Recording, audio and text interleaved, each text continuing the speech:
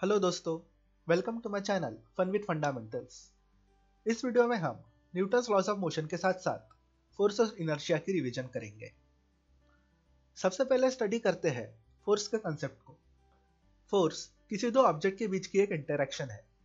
जब भी हम किसी ऑब्जेक्ट को पुश या पुल करते हैं तब हम उस पर फोर्स अप्लाई करते हैं। किसी ऑब्जेक्ट पे फोर्स एक्सर्ट करने पे हमें नीचे दिए हुए कुछ फिनोमेना ऑब्जर्व होते हैं। 1. वो फोर्स ऑब्जेक्ट में मोशन प्रोड्यूस करता है या मोशन प्रोड्यूस करने की कोशिश करता है। 2. वो फोर्स ऑब्जेक्ट का मोशन स्टॉप करता है या मोशन स्टॉप करने की कोशिश करता है। 3.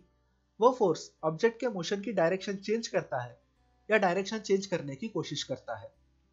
4. वो फोर्स ऑब्जेक्ट का शेप चेंज करता है या उसे चेंज करने की कोशिश करता है। दो बॉडीज के इंटरैक्शन के बेसिस पे हमने फोर्स का क्लासिफिकेशन दो टाइप में किया है। 1. कॉन्टैक्ट फोर्सेस, दो बॉडीज के बीच में हुए फिजिकल कॉन्टैक्ट का रिजल्ट इन फोर्स को रिप्रेजेंट करता है। For example tension, friction, normal reaction etcetera. 2. Field forces या नॉन कॉन्टैक्ट फोर्सेस, इन फोर्सेस को फिजिकल कॉन्टैक्ट की जरूरत नहीं होती और ये एम्प्टी स्पेस के थ्रू भी एक्ट कर सकते हैं।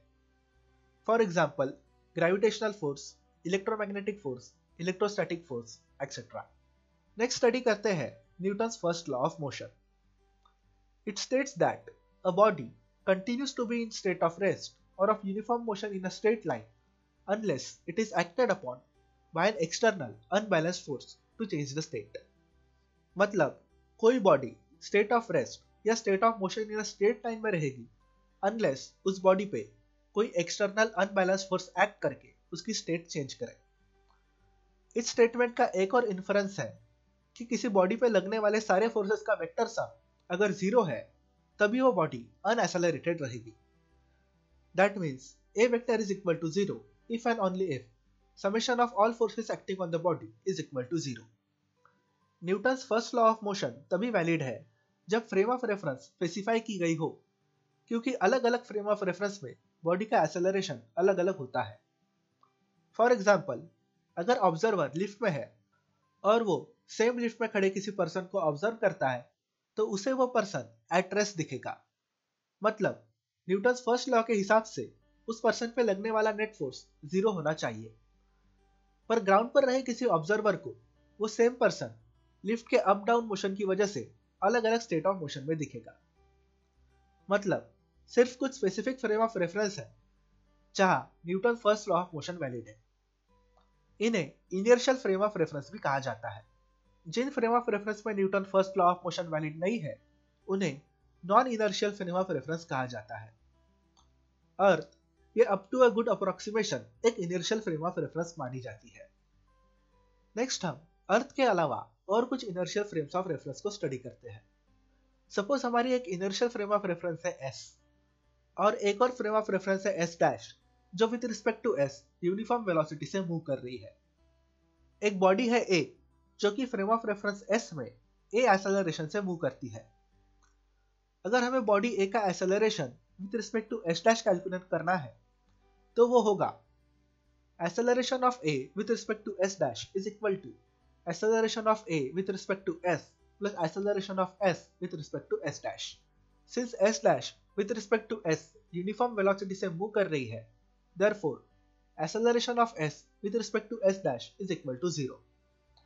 Therefore, acceleration of A with respect to S dash is equal to acceleration of A with respect to S.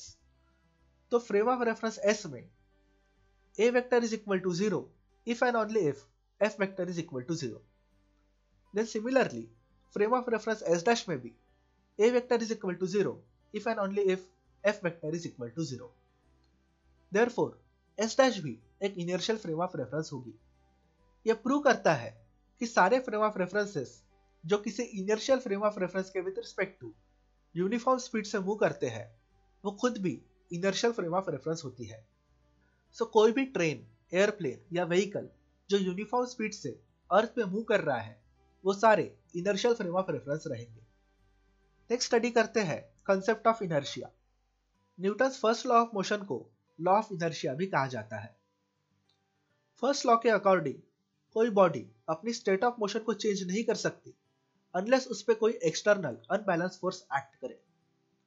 तो बॉडी की कुछ इनहेरेंट प्रॉपर्टीज होती है जो उसके स्टेट ऑफ मोशन को चेंज नहीं होने देती। इस प्रॉपर्टी को उस बॉडी का इनर्शिया कहा जाता है। The inherent property of all bodies having mass, by virtue of which they cannot change their state of rest or of uniform motion along a straight line on their own, is called inertia.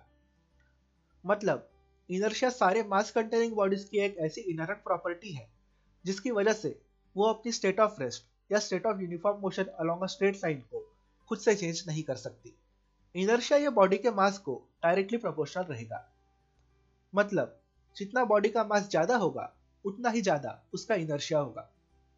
इसीलिए किसी हिल से role होने वाले heavy rock को रोकना काफी difficult होता है as compare to small pebble. Next study करते हैं टाइप्स ऑफ इनर्शिया। फर्स्ट है इनर्शिया ऑफ रेस्ट। ये बॉडी की एबिलिटी है जिसकी वजह से वो अपनी स्टेट ऑफ रेस्ट को खुद से चेंज नहीं कर सकती। फॉर एग्जाम्पल, जब कार सडनली रेस्ट से मूव करती है तब हमें एक बैकवर्ड जर्क एक्सपीरियंस होता है। यहाँ इनर्शिया ऑफ रेस्ट हमें कार के साथ फॉरवर्ड मूव करने से प्रिवेंट करता है। सेकंड टाइप ऑफ इनर्शिया है इनर्शिया ऑफ मोशन। ये बॉडी की एबिलिटी है जिसकी वजह से वो अपनी स्टेट ऑफ मोशन को खुद से चेंज नहीं कर सकती। फॉर एग्जाम्पल, हमें सडन फॉरवर्ड जर्क एक्सपीरियंस होता है जब कार अचानक ब्रेक हिट करती है।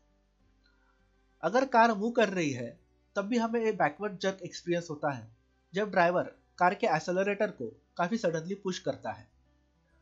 यहाँ इनर्शिया ऑफ मोशन बॉडी के यूनिफॉर्म मोशन को चेंज होने से प्रिवेंट करता है। थर्ड टाइप ऑफ इनर्शिया है इनर्शिया ऑफ डायरेक्शन। यह बॉडी की एबिलिटी है जिसकी वजह से वो अपने मोशन की डायरेक्शन को खुद से चेंज नहीं कर सकती। फॉर एग्जाम्पल, हमें एक सडन आउटवर्ड फोर्स एक्सपीरियंस होता है जब कार एक सडन टर्न लेती है। यहाँ इनर्शिया ऑफ डायरेक्शन हमारे बॉडी को डायरेक्शन चेंज करने से प्रिवेंट करता है। नेक्स्ट हम स्टडी करेंगे Newton second law of motion.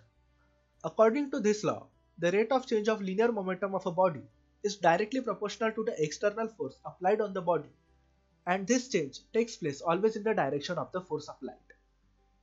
मतलब इस लॉ के अनुसार किसी बॉडी का rate of change of linear momentum उस बॉडी पे अप्लाई होने वाले एक्सटर्नल फोर्स के प्रोपोर्शनल है और हमेशा उस बॉडी पे अप्लाई की गई फोर्स के डायरेक्शन के अलॉन्ग एक्ट होता है।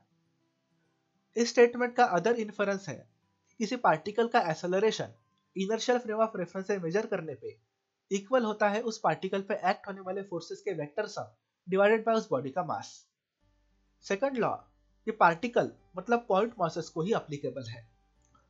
किसी बॉडी या सिस्टम ऑफ पॉइंट मासेस पर यह लॉ अप्लाई करने के लिए हमें सेंटर ऑफ मास का कंसेप्ट इंट्रोड्यूस करना पड़ता है। Mathematically vector F external is equal to dp vector upon dt। ये मैथमेटिकल एक्सप्रेशन फर्स्ट स्टेटमेंट है। यहाँ linear momentum p vector is equal to mv vector, जहाँ m is equal to mass of the body and v is equal to instantaneous velocity. Vector f external is equal to d by dt of mv vector, which is equal to dm by dt into v vector plus m into dv vector by dt.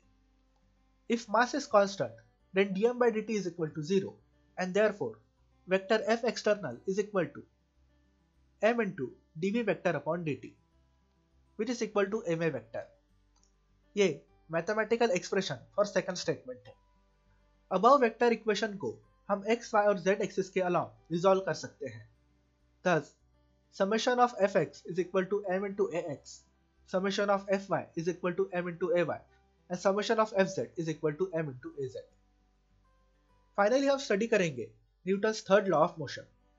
It states that to every action there is always an equal and opposite reaction. That is, the forces of action and reaction are always equal and opposite. मतलब हर action का एक equal और opposite reaction होता है, यानी कि action और reaction की फोर्स हमेशा इक्वल और अपोजिट होती है। इसका अनदर इन्फरेंस है कि अगर एक बॉडी A बॉडी B पे फोर्स F एक्सर्ट करती है, देन बॉडी B भी बॉडी A पे माइनस F की फोर्स एक्सर्ट करेगी। Thus, फोर्स हमेशा पेयर में ऑकर होती है as a co-pairs of a single interaction. यह फोर्सेस दो पार्टिकल्स या दो बॉडीज के सेंटर ऑफ मास को ज्वाइन करने वाले लाइन के अलॉन्ग एक्ट करती है। इन स्टेटमेंट से एक डाउट आता है कि अगर फोर्सेस मैग्नीट्यूड में इक्वल है और डायरेक्शन में अपोजिट है, तो वो एक दूसरे को कैंसिल करके बॉडी पे नेट फोर्स जीरो क्यों नहीं हो जाता। पर ये स्टेटमेंट गलत है क्योंकि ये फोर्सेस अलग अलग बॉडीज पे एक्ट कर रही है। अगर F वेक्टर बॉडी B पे एक्ट होता है तो minus F vector body A पे एक्ट होगा। अगर कोई बॉडी ग्रेविटी की वजह से नीचे गिर रही है तो इस केस में अर्थ बॉडी पे माइनस mg की फोर्स अप्लाई करती है, while बॉडी अर्थ पे mg की फोर्स अप्लाई करती है। That's it for this video. Thank you for watching and have a great day.